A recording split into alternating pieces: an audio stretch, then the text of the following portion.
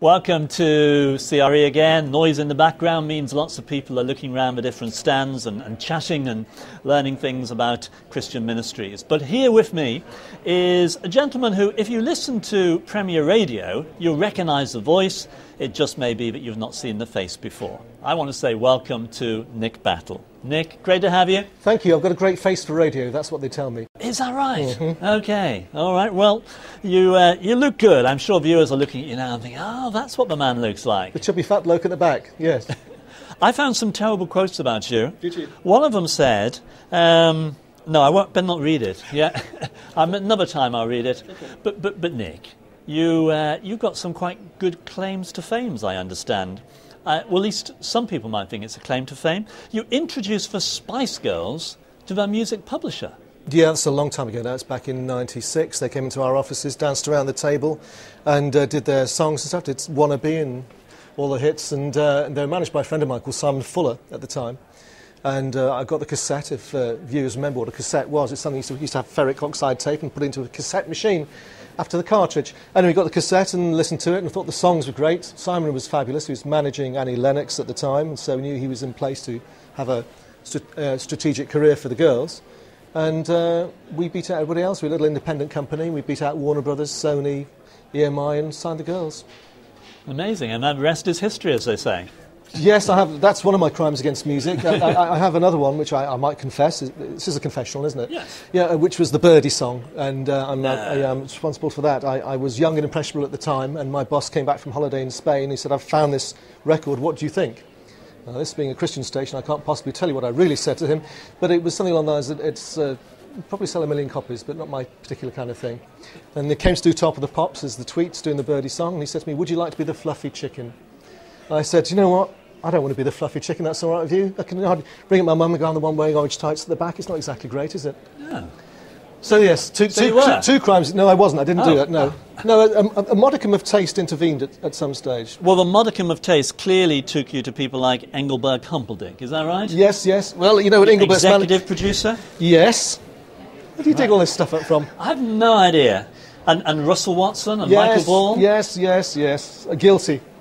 Guilty. I mean, Michael, I met him and he'd done 11 records and he was doing a best of, and he said, "I want to do a song by a diva." I said, "Do Diana Ross's When You Tell Me That You Love Me." He said, "I'd love to write a song, but I'm shy."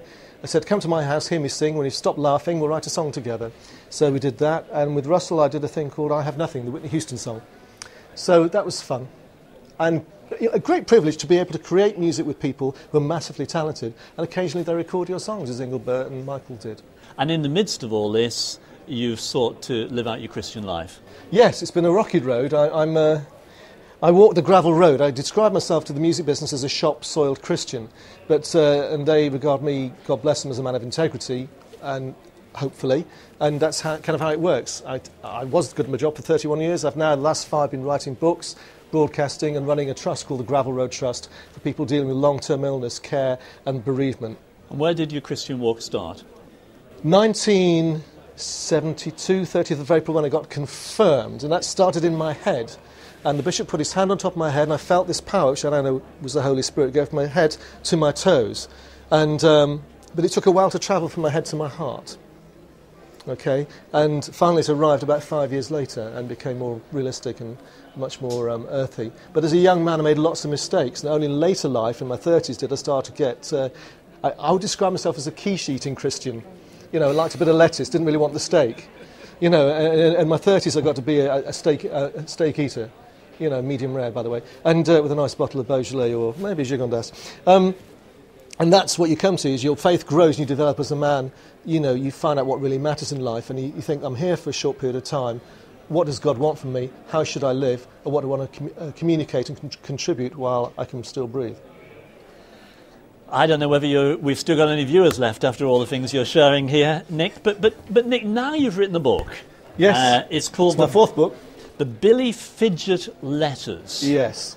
Now, when I read the write-up on that, I thought, whatever is he doing? Billy Fidget is a feckless, foul-mouthed, 40-something father of 3 who spends his time driving fast cars and seducing women. Is this something that we should be having in the Christian sphere today? I think the Christian world needs to know about the real world, and I think people need to be equipped to deal with the real world and not live an anodyne, bland, safe life. And the problem is the church doesn't necessarily equip people enough to deal with what it's like out there. Billy is a prodigal. Okay, he's been a naughty boy, and like a lot of naughty boys, when the stuff really hits the fan, he turns around and prays and asks God to help him. And the story is a redemptive tale. It charts his journey to faith, but also it charts what happens when you do sin and have to live with the consequences of that sin. That's very important. You don't walk away scot-free. Jesus paid for it, thank God, but actually we have to live with what we've done sometimes. And when Billy comes to faith, his wife goes, "Do you know what, you may have come to faith, I'm done." And then he has to woo her back again. So it's a story of God's grace, but also a story of people's forgiveness for each other as well. That sounds an amazing story. How did you come to work it all out? I was at a conference with my friend J. John, and Eric was one of the speakers, Eric Delve. And I'd met him before briefly, and I took his bags out to the car to help him, and I said, we should write a book together, because I'm a flagrant opportunist. Yeah. And he said, I'm a bit busy right now, I can't really be bothered. And so I wrote to him as Billy in character, and by the third letter he responded as God. And I don't think there's been a book like this that deals with that. It's written for people who don't know Jesus. It's written for people who are on the edge. It's written for people who won't go to church but have a faith. It's for the 21st century. If you're going to sit in the pew and you've sat there for the last 40 years with the same pink hat, matching handbag and poodle, this is not for you. If, however, you want to be challenged, provoked, stimulated, and realise just what and how big our God is and how gracious and forgiving he can be, then this is definitely for you. So how are you going to get the book out? It's out. We've been on the radio with it, been on television with it.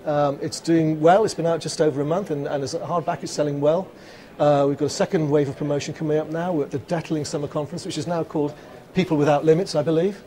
And there'll be a second round of radio interviews and some more press coming. So it's not written like a sort of commentary on the Bible, then, I take it? No, it's just a series of letters between one man and his maker.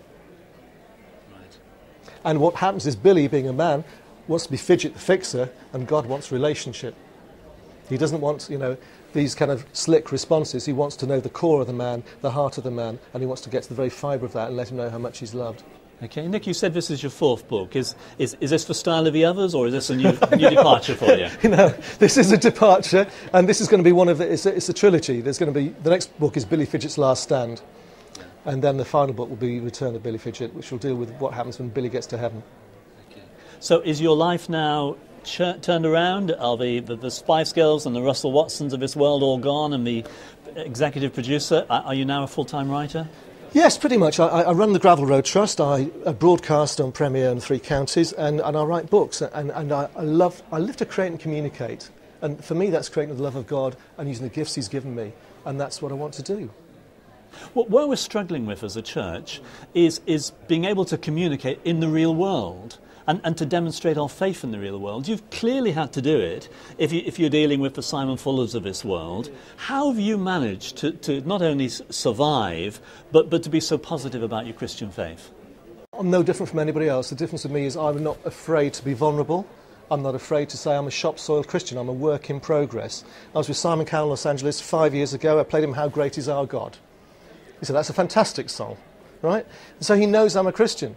But he hired me because I was good at my job. So being good at the job gives me the, if you like, authority or the currency, however you want to use it, to just share my faith. If I was rubbish at my job and a bad representative, then I wouldn't have that opportunity. So it's striving for excellence, but being relaxed and knowing that you're in God's word and holding it lightly, and it's being authentic. And being completely honest and maintaining integrity at all times. And when we stuff up, putting our hands up going, I've messed up. One of the greatest things I do as a father with my 2 girls and son is to go, Daddy messed up. Do you know why it's good? It gives them permission to mess up too and move forward and learn from the mistake. If we're creating a society whereby we're not allowed to make mistakes and everything's very legalistic and tight and bound, people are not going to grow. The things I've grown most from in life are failures. And I've grown from them because I've been able to reach out and grasp God's hand, and he's held me through it and brought me through the fire. Well, Nick, it's great to talk to you. I trust that the Billy Fidget Letters goes on from strength to strength, and presumably people can go to Amazon or Christian bookshops Amazon, Tesco's, Waterstones, or any good bookstore near you.